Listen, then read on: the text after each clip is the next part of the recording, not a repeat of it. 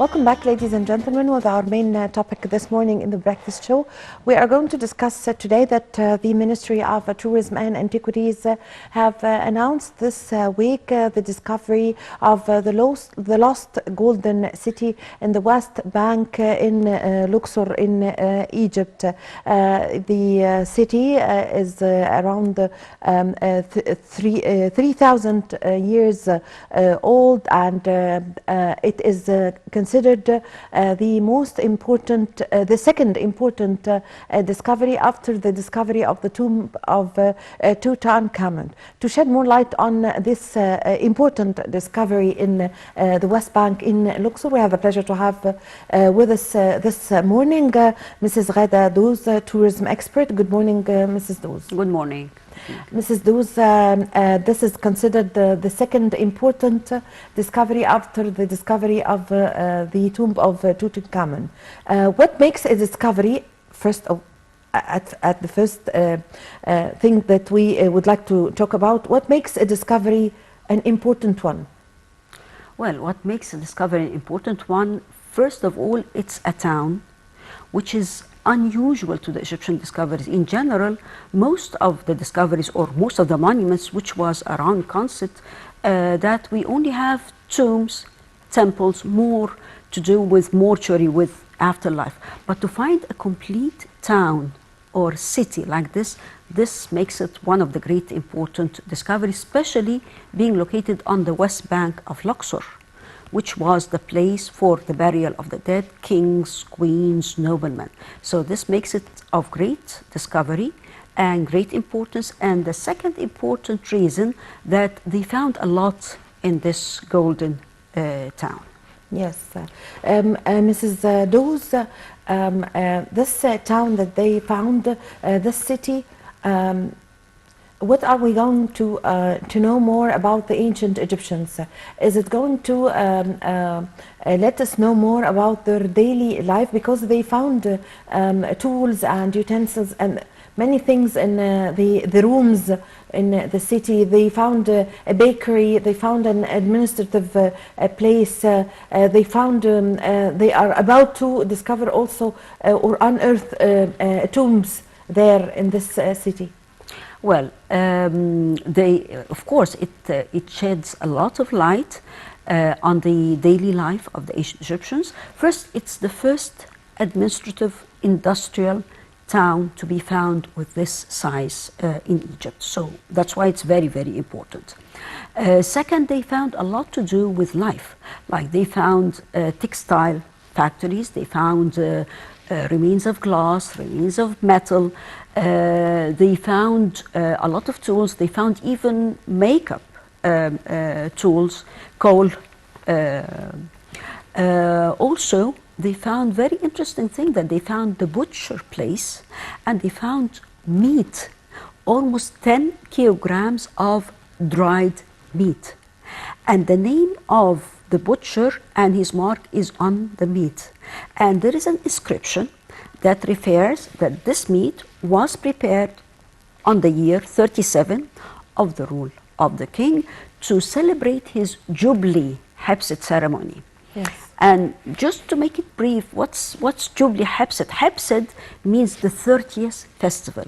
It's a kind of festival that the Egyptian kings used to celebrate to prove that they are physically fit enough to rule the country, even though they get old. So it was supposed to be celebrated every 30 years, but yes, what happened that it was celebrated... We have photos from the... more often than 30 years. So you would like to comment on these photos? These photos, like we have seen some pottery, we have seen some tools. We have maybe have just seen even a skeleton. That's one of the very interesting finds. Where are the people that were living in this city? They deported the city. Well, this city dates to 3000 BC. Yes. And these people lived in houses. What you can see here are walls that were discovered by the Egyptian mission, Dr. Hawass. And these are the walls, houses that were mud brick, and some of these walls reached the height of 3 meters, and streets where, of course, that's gone. That's the ancient Egyptians left these houses and left this city the way it used to be. But it's very interesting to see a complete full city like this. Yes. And it is believed, according to Dr. Hawass, that this city was the city responsible to provide the builders of the mortuary temple of Amenhotep III, to whom this city belongs. Yes. And this is, we're talking 3,000 years ago. That was during the era of Amenhotep III and also Tutankhamun. Yes, you see, Amenhotep III is the grandfather of Tutankhamun. And this city, we believe, started at the time of Amenhotep III. We're talking, he ruled around 4 decades, from around 1391 to around 1353. And this king was, we call him the Magnificent. That's Amenhotep III, the Magnificent, because he ruled an Egyptian empire that stretched almost 1,200 miles. Yes. And at that time, Egypt reached its peak prosperity, Yes. art, everything you can ever imagine. The empire at that time was between the area of Euphrates in Syria and Iraq, and went all the way to the fourth cataract in Nubia. Yes. So, Ms. Douz, what were the indications? Dr. Zahi Hawass said that they started the searchers searching in this area in September 2020. So what were the indications that made the excavation team search in this area? Well, they were not actually looking for a city. They were looking for the mortuary temple of Tutankhamun. Yes. And why in this area in particular? Because they found the ruins of 2 other mortuary temples of very important kings, the last 2 kings in the 18th dynasty. King I, who followed Tutankhamun to the throne of Egypt, and the last king whose name was Horemheb. So it was expected to find the mortuary temple of Tutankhamun. So Horemheb was ruling actually when Tutankhamun was 10 years, was very young, and he was... No, Horemheb was the chief of the army. Yes, And but Horemheb, he had to do something with the ruling also when Tutankhamun was the king. he had great influence. Yes. Because Tutankhamun was the child king who ruled when he very was young, yes. 9 years old and died almost 18. So the great influence was of the priest I, who became the king afterwards, and Horemheb, who was the chief of the army. So they followed Tutankhamun to the throne. So they were looking for the mortuary temple of Tutankhamun in this location in particular, because they found the ruins of the 2 other mortuary temples. And maybe this clarifies one thing, that this is a question we are often asked: why are the temples now separate from where the kings were buried? That's a very important note, because when the pyramids were built, everybody knew where the king is buried. So attached to the pyramids were the temples. But later in the New Kingdom, starting from the 18th dynasty, they started to hide their tombs in the Valley of the Kings. So they started to line up the valley, the mortuary temples away from the entrances of their tombs. But they should have a mortuary temple to help them in their journey in the afterlife. And that's why it's very important to find the mortuary temple of the king. We found tombs in the Valley of the Kings, still missing some of their mortuary temples. We have photos from the city, the Golden City, that were found in the You can West see Bank. the skeleton. Yes.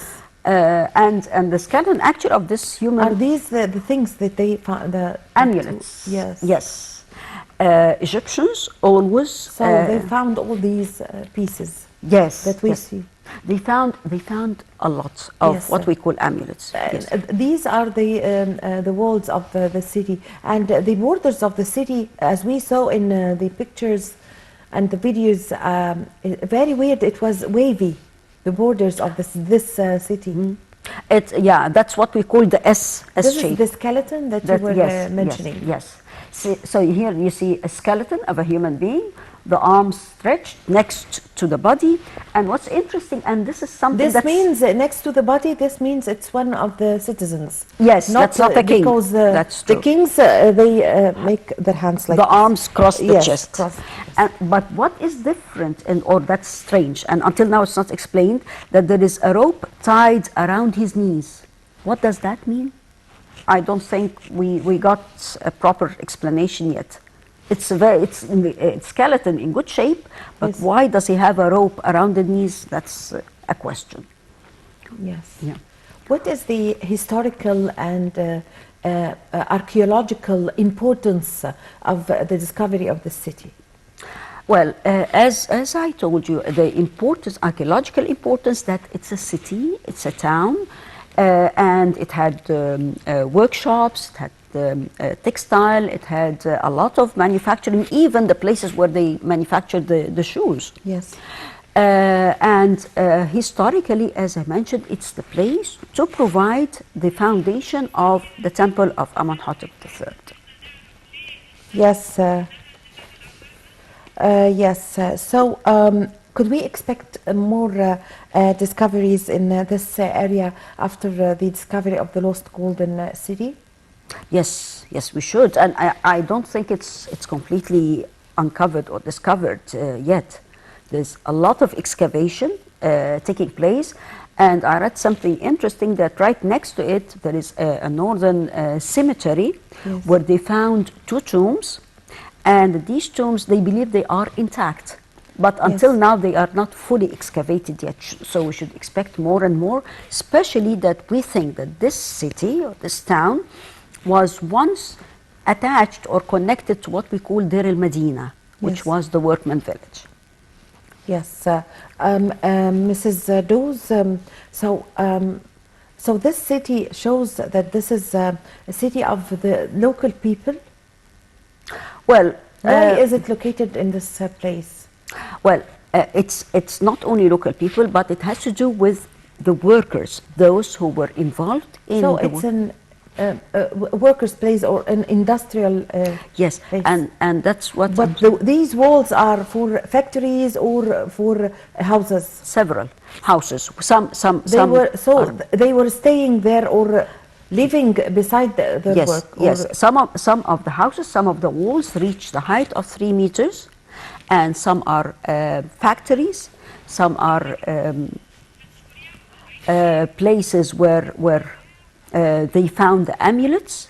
So the amulets were also very important for their afterlife. So it's workers and also locals living in this place. Yes, I thank you very much for your valuable information, Mrs. Ghada Douz, tourism expert. Thank you very much for joining us today. Thank you. Thank you so much. Thank you. Thank you, ladies and gentlemen. I leave you now with my colleague Nermeen Abdurrahman.